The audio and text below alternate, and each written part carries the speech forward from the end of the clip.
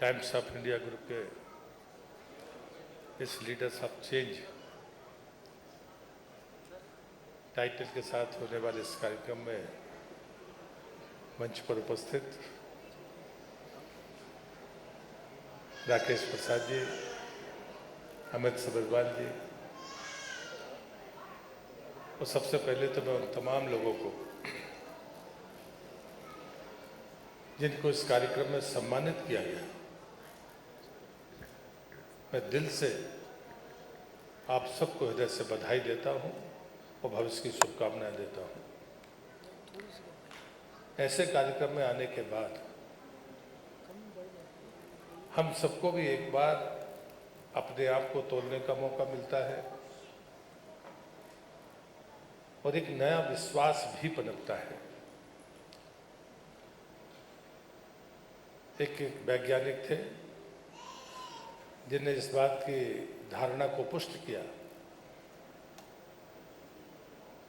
कि आशा का भी कोई एक बड़ा सिद्धांत होता है। जहाँ पर आशा होती है वहाँ पर निरंतरता और साहस के साथ आगे बढ़ने का हौसला भी आता है। जो हमारे पहले अवार्डी हैं नरेंद्र जी,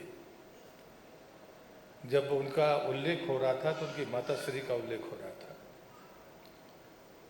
ये बात मैं इसलिए कह रहा हूँ कि एक बार ऐसे ही किसी कार्यक्रम में जिसको पहला अवार्ड मिला तो किसी पत्रकार मित्र ने, चूंकि ये प्रेस का कार्यक्रम है, सहज में कह दिया कि आपको चुटकी भर में ये अवार्ड मिल गया, आप कैसा महसूस करते हैं?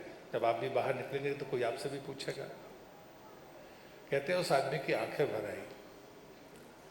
उसने कहा कि ये अवार्ड चुटकी भर में नहीं मिला, क्षण भर में मुझे नहीं मिला। ये मेरी लंबी साधना, मेरे सामने आने वाली चुनौतियाँ, मेरे पैरों में पड़ते हुए छाले, परिवार के मेरे दर्द, कभी अनायास होने वाले अपमान, उस सब की यात्रा का ये पहला पड़ाव है। ये चुटकी भर में मिलने वाला सम्मान नहीं है। और इसलिए मुझे लगता है कि हम चीज़ों को जब भी तौले, निश्चित रूप से जो लोग पीढ़ी बदलाव का रास्ता तय करते हैं वो सम्मान के हकदार हैं। संसाधन के बगैर अपनी पैतृक परंपरा से हटकर जो लोग सफलताएं और ऊंचाइयां छूते हैं वो अभिनंदन के पात्र हैं। लेकिन एक बार महाभारत में भी ये बात आती है। ये कहते हैं एक बार रात में अंधेरा था, अर्जुन को कुछ सूझ नहीं रहा था, लेकिन अर्जुन को एक आहट आती है और आहट से वो पहचान जाते हैं, क्योंकि वो ध्वनि के जानकार थे, कि भीम लगते हैं कि भीम की आवाज़ है।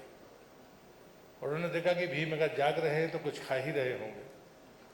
कहते उन्होंने भीम से कहा कि भैया इतनी रात में मुझे कुछ दिख नहीं रहा, लेकिन आप खाना खा रहे हैं, आप कैसे देख पा रहे हैं? तो भीम ने कहा कि मैं जीवन में भोजन करते समय जो चीज़ें देखता हूँ वो मेरे जहन में हमेशा रहती है, मैं उन्हें भूलता नहीं हूँ, इसलिए मुझसे चूक नहीं होती। कहते अर्जुन ने उसको स्वीकार किया कि लक्षित व्यक्ति अगर अपने लक्ष्य को तय करके कोई आगे बढ़ता है तो वो चीज़ असंभव नहीं है। और उसके अनेक प्रमाण आपको मिल जाएंगे। लता मंगेशकर उसके एक प्रमाण है कि यदि हम अपने आदत और स्वभाव में वह संकल्प और निरंतरता बनाए रखें जो हमारे लक्ष्य को पाने के लिए ज़रूरी है, उसका श्रेष्ठ उदाहरण है लता मंगेशकर, जिन्होंने मृत्यु के कुछ पलों पहले तक अपना रियाज बंद नहीं किया। दूसरा तेंदुलकर की बात आती है। तेंदुलकर जी से जब पूछा गया तो उन्होंने कहा कि जब मैं सुबह उठता हूँ, मेरी सुबह होती है, तो जब तक मैं 500 गेंद खेल नहीं लेता दूसरा काम मेरे जहन में नहीं आता। और तीसरा उदाहरण है हॉकी के जादूगर ध्यानचंद जी का।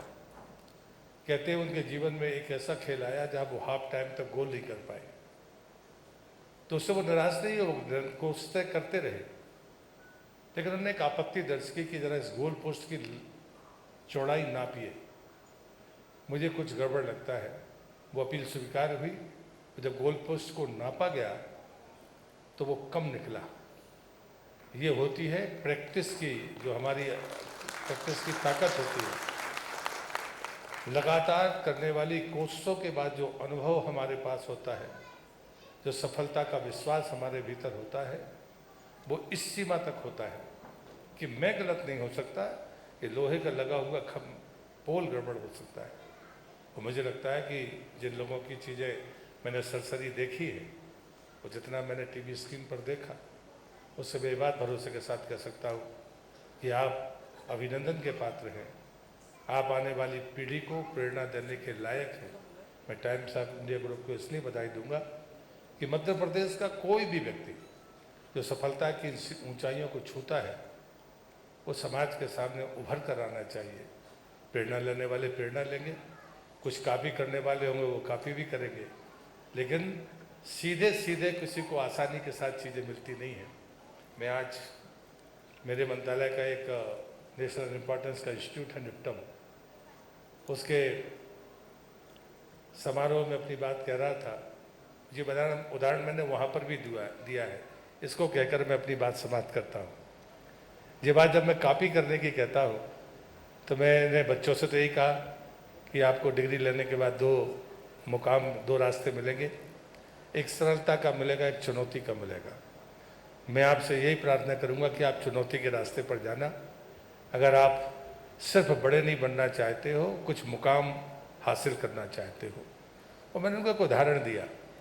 एक किसान था, उसने भगवान से कहा कि पानी कभी गिरता नहीं, कभी सूखा पड़ जाता है, कभी इतने उपक्रम करने पड़ते हैं, कभी तेज़ धूप हो जाती है, कभी आंधी आ जाती है, कभी कुछ हो जाता है, तो मेरी मर्जी से बरसात हो तो मैं खेती ठीक से कर पाऊंगा। भगवान ने उसको वरदान दे दिया कि जब तेरी इच्छा होगी तो पानी गिर जाएगा, तेरी इच्छा नहीं होगी तो नहीं गिरेगा। उसने अपने मन के मुताबिक ये काम किया, लेकिन फसल के पकने का समय आ गया। वो गेहूं की फसल लहला गई, लेकिन उसमें बालें नहीं आई, उसमें अंकुरण नहीं हुआ। वो भगवान के पास गया कि आपने ये क्या किया? बोले तुमने सुविधा मांगी थी, श्रेष्ठता और परिणाम नहीं मांगा था। आराम से अगर आप जीवन जीना चाहते हैं तो शायद बड़े बन सकते हैं, लेकिन महान नहीं बन सकते। हम लोगों की प्रेरणा के केंद्र नहीं बन सकते। पर मुझे लगता है कि आप सबकी यात्रा में जो अवरोध आए हैं वो लोगों को नहीं पता, वो पता चलने चाहिए।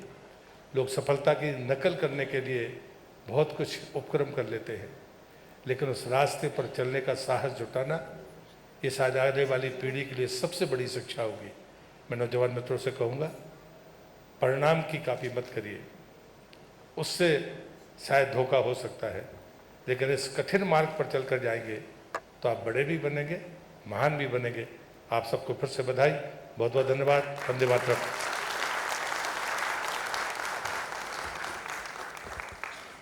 आशीर्वाद स्वरूप हम इन शब्दों को ग्रहण करते हैं और इसी के साथ जानते हैं हम